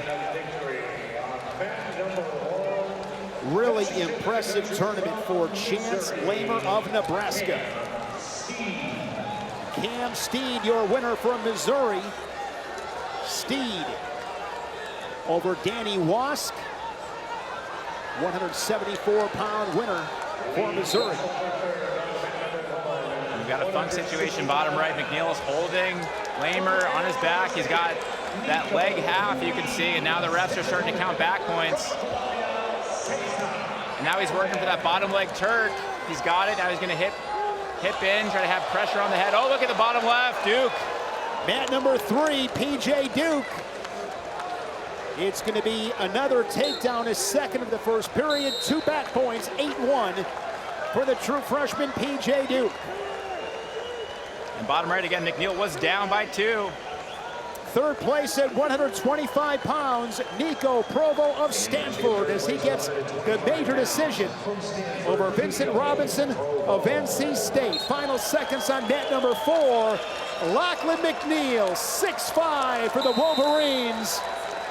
An amazing career, a 4-time All-American. And transferred in this season from UNC. Just speaks to the development of that Michigan room. And to finish as a bronze medalist is impressive. Final score was 10-5 as they add back points for McNeil. First-time senior from Nebraska, Chance Lamer. Look at this. Mat 2 at 133. Marcus Blaze and Aaron Seidel. And we talk about the Fab 5 freshmen in that weight class. Larkin, the 5 seed. I don't know if I've ever heard them referred to as the Fab 5. I love it. Yeah, I think I just made that up. Well, you know, they are the Fab 5. But I think people, when they saw the bracket come out, Blaze and Davino on the same side, they've seen that. They know what that match looks like. Seidel and Forrest on the top side. People were excited nonetheless, but people wanted to see some of this mixing of Big Ten, non-Big Ten, and great that we're going to get that action top right finally in this third place bout. So we're going to see these guys for the first time. Blaze and Seidel, a couple of true freshmen, and right underneath on mat 4 for the 7th time in their careers, Carson Hartzler and Patrick Kennedy, 3-3. It's kind of like, do you want to go to the movies and try something new? Or do you want to throw on Wedding Crashers because you know it's a good movie? Or this is like watching, what is it, like Scream 7? Fast and Furious 9. Yeah. Hartzler and Kennedy, one more time. So top left, Ruiz and Alvin. These guys met on the top side in the quarters. Alvin with the upset in that match, 4-2. Now they're meeting again to battle for third. Oh, freight train double from Alvin. Good work by the Lion. The 3-0 lead.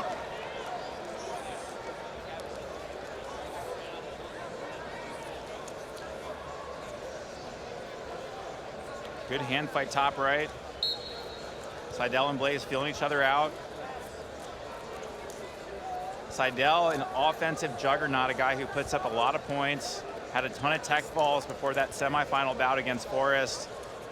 And Blaze, known for his defensive prowess, reattacks, great position that he keeps. You'll see that stance, keeping his hands low.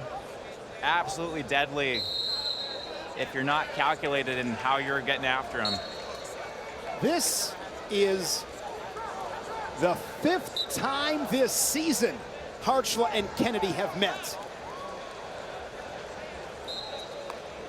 Kennedy beat him in November at the National Duels. Kennedy then won in the dual meet. Harchla beat him at the Big Tens, and Kennedy beat him at this tournament. Harchla won the first 2 meetings in the rivalry. It's been quite the book. If you're them, do you just try something different?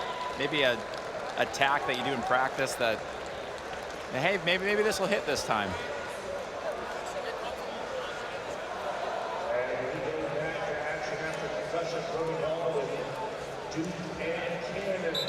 And Seidel trying to close the distance. Blaze just unnerved and keeping firm in his stance. Very patient wrestler. Maintains such great position.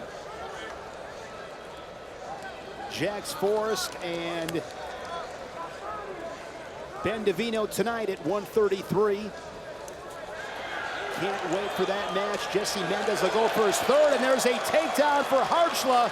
Comes inside 30 seconds. He's got both those ankles of the Hawkeye wrapped up. Big situation here in this match. Good sit there from Kennedy, and the Hawkeyes on the board, 3-1. We got some action top right. Seidel is trying to run corner on Blaze, but Blaze circling, defending well. PJ Duke riding time over a minute. Second period lead, 8-2 over Cannon on mat 3. Down on your left, Alvin of Columbia, 4-0 lead in a third place match at 165 on mat number 1. Scoreless opening period with Blaze and Seidel, the Nittany Lion to go on bottom. Harchla to go underneath to begin second period.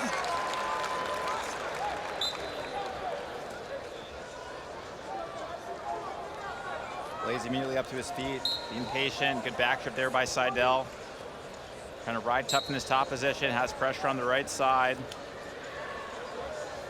I want to know the last time 2 people met 5 times in a season. Reminds me a little bit the great movie Ferris Bueller's Day Off, when the principal says, "Hey, Mrs. Bueller, wake up and smell the coffee." He's missed 9 times. She goes, 9 times? 9 times.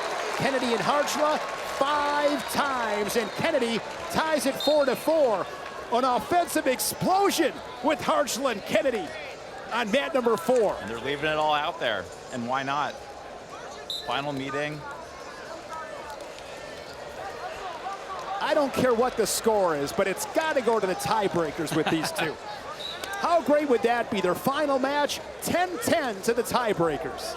Top right, Seidel is riding tough on Blaze. He's closing in on 1 minute of riding time, and he's hustled, he's kept the hips behind, he's had a couple mat returns. Riding on the edge, takes that riding time over 60 seconds. Midway through this second period, he's got Blaze flat on his belly. Good work with his feet there. Yeah, separating the ankles of the Nittany Lion. Had a vicious claw ride, forward pressure, and then when he got him flat, yeah, kicking those legs out with his toes, and now he's working wrists. Again, that forward pressure, hips in, that's the stuff where you get the pressure on the bottom guy's hands. It makes it really hard for him to build his base back up, and now Seidel is working for a deeper arm bar. He's got to shallow one now. But this is an absolute clinic in tough riding. Arm bar. Short time in this second. Seidel looking to ride Blaze the entire second period. Meanwhile, Harchla and Kennedy go to the third. The Buckeye up by 1. Yeah, PJ Duke so impressive on mat number 3. Drops a heartbreaker last night to Landon Robidoux of Oklahoma State in the semi. And you talk about coming back with some toughness and resilience. PJ Duke. Yeah, controversial call. And towards the end of the match, had a cradle locked up. They went and reviewed it, overturned the call. Another 20-point performance from PJ Duke, a 24-10 fall. PJ Duke of Penn State, third place at 157 pounds. Not what he came for, but showed a lot of character in taking third. Yeah, and only a true freshman. I mean, think about his upside, the future of him.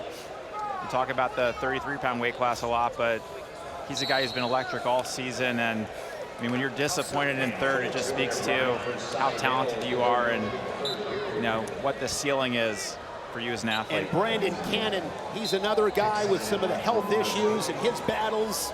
For him to take 4th place as an All-American, tip my hat to him as well. So more offense, bottom right. Kennedy was in on a sweep single, popped his head to the outside. Now he's worked around, adjusted. He's got both legs of Harchla and got the takedown. 8-5. Takedown from Kennedy.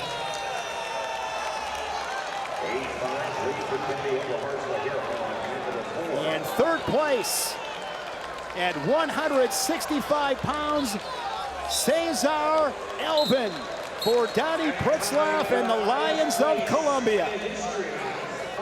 And he upset Ruiz in the championship side earlier in the tournament. Again, love to see when these athletes have an opportunity for rematches and the lower seed guy wins again. It just proves it's not a fluke. These guys are tough. And great to see Columbia capping their awesome season with a 3rd place finish from Alvin. Taking it all in. Cesar Alvin of Columbia. Looking at mat number 2. Seidel leading at 1-0 as they scramble with 1:10 remaining in the third on the edge. Yeah, Seidel got the early escape in the third. He built up that riding time in the second, and now these guys fighting on the edge. Blaze has his reverse locks, trying to pass the leg over the top, but Seidel's trying to hold firm, get the neutral danger call. And the refs award him the 3. Takedown for the Hokie. 45 to go in the third. Kennedy continues to ride Harchla's riding time at 50 seconds. Their 5th meeting this season, the 7th in their college careers. They've each won 3. An escape there by Harchla. 8-6. Kennedy circles back in. And the final chapter goes to Patrick Kennedy with the riding time point 9-6. Both guys in their careers as 2-time All-Americans. And a senior. Couple of absolute hammers. Yeah, you can hear this arena. Aaron Seidel with the riding time point. Nearly 3 minutes of riding time for the Hokie. In a clash of 2 impressive, super talented true freshmen, it is Aaron Seidel, 5-0.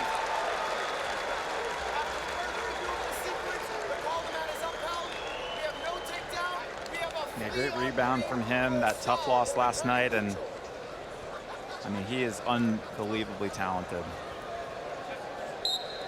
Coach Tonelli's done a great job with him. Coach Roby building a great program at Virginia Tech. Got a lot of great talent coming in next year.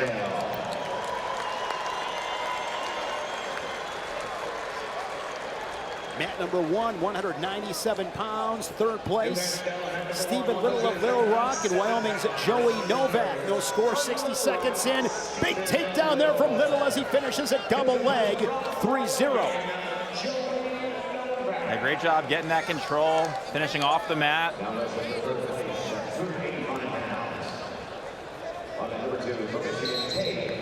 Want to give a big time thanks once again to everybody at ESPN, all their efforts behind the scenes making this happen. Everybody joining us here on Matcast.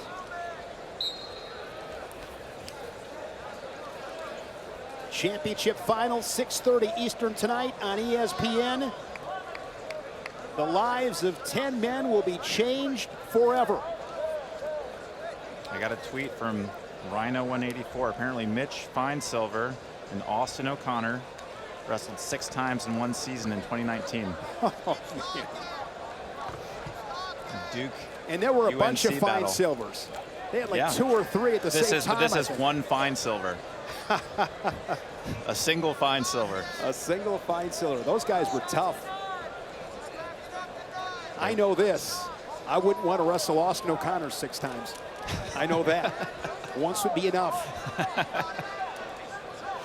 That's good. Last 3 matches in this medal round. 3rd place matches. Connor Doucette, another great story. Gets on the podium as an All-American for the Cowboys. Really happy for him as well. He's wrestling Tay Gadali of Michigan. That's mat 2 upper right, and then down on mat number 3, bottom left, at 184 pounds is Aiden Sinclair of Missouri, and Caleb Campos for Coach Jason Borelli and American. Unbelievable finish there by Sinclair. For that swooping elevation of the leg on the single. Just such a dynamic wrestler, a guy who scored a bunch of points all season. Getting out to the early lead, and then your point on Doucette, just awesome to see him on the podium. We had Wyatt Hendrickson up here yesterday. Obviously that memorable moment in last year's tournament, upsetting Gable Steveson in the heavyweight final bout.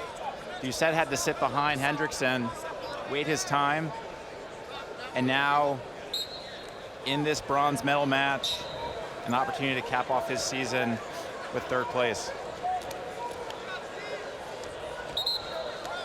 Look at that. Great action from these guys top right. Gadali's got that near ankle hooked. He's got to get under the arms. And he's starting to build the riding time and is awarded the takedown. 3-0 for Gadali. Really good in the top position. You mentioned has that near ankle hooked. Sinclair a 4-0 second period lead on mat number 3.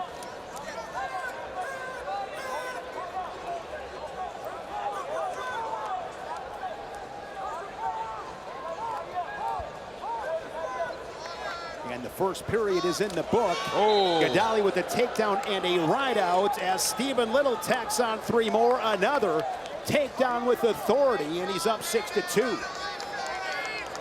Physical. Very physical. If you looked quick, you thought it was a mat return. He was locked really tight up top, hips in, absolutely slammed Novak down to the mat. Now he's got a minute of riding time. Little, what a great career he's had. 3-time All-American. He's from Kentucky.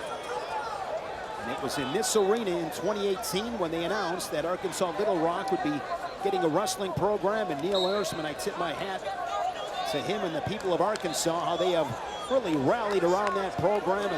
Did a dual meet there last year, a lot of fun. Great buzz around the program. Awesome for the sport.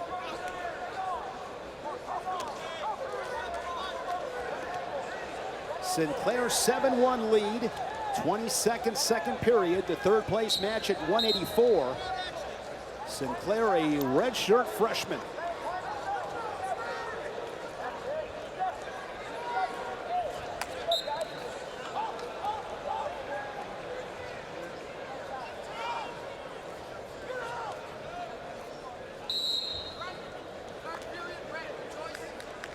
Doucette been able to put a ride on Gadali in the second period for the first 40 seconds of the frame.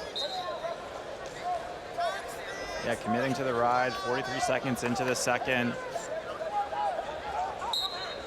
Trying to see if he can finish this period on top.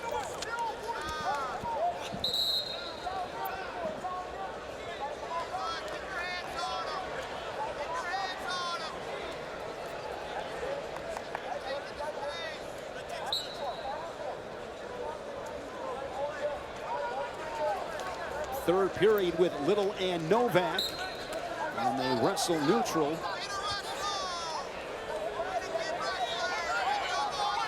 Gadali able to get up to his feet after that sit-out situation. Builds his lead to 4-0. Another good finish there from Sinclair as the Tiger adds on 3 more, 10-1.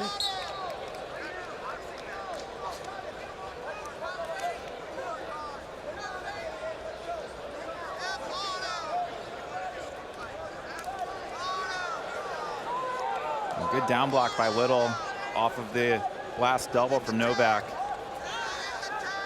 Sinclair, man, he is living on the legs. 13-2. Give the escape once again.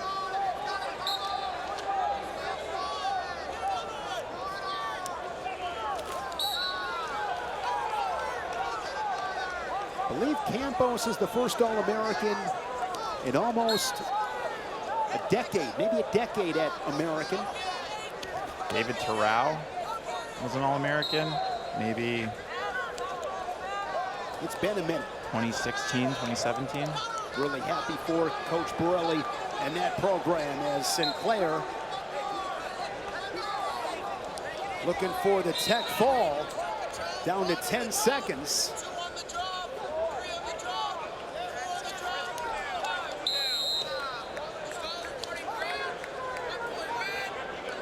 And it will be a point to Campos. Yeah, David Terrell, 2016. Okay, 10 years. 4th place. Jan Bayer Sanja, 2-time All-American. Steve Fittery was a hammer. Ryan Flores at heavyweight. Flores was a national finalist, I believe, in 2011. Mike Cannon, Josh Glenn. Josh Glenn. I mean, they have had some Muzaffar beasts. Abdurakhmanov. I think I got that. I believe you're right. Riding time point for Aiden Sinclair. Be a 17-4 major decision. And it's a final on mat number 1. Stephen Little, 3rd place at 197 pounds. Sinclair, his arm raised in victory. He's 3rd at 184. Final match of this medal round is Doucette and Gadali. Gadali with a takedown and a ride out in the first. An escape in the second, and the Wolverine leads it 4-0. Mike, it's been a blast. It has been a blast. It's been Appreciate a pleasure. you joining us here on the Madcast. Final thoughts as we look ahead to the championship matches tonight. What has stood out to you here in 2026? I mean, the first thing is obviously Penn State's continued dominance. Again, we talk about how every season we're blown away by how good that team is, but you look at what they've been able to do this year. 5 guys in the finals, you know, having 7 #1 seeds. The way that they're winning with the points and the 20-point plus victories. Plus, as you think about them reloading next year, I mean, that program continues to push the bounds of what's possible in Division I wrestling. So I think that's probably the first takeaway. The second is the Cowboys are here and they're trying to have a say in terms of how long that Penn State dynasty is going to last. They've got 4 guys in the finals. David Taylor in his 2nd season doing an unbelievable job. And I think they've been a really nice story in this tournament. And then the final thing is, from a weight class standpoint, 33 has lived up to the hype. Jax Forrest is real. And 141 with Mendez and Sergio Vega, the senior looking for his 3rd national championship. Potential Hodge Trophy, but he's got to get through stingy freshman Vega, who's talented and neutral, great defense. That's going to be an awesome matchup. Fantastic career for Tay Gadali.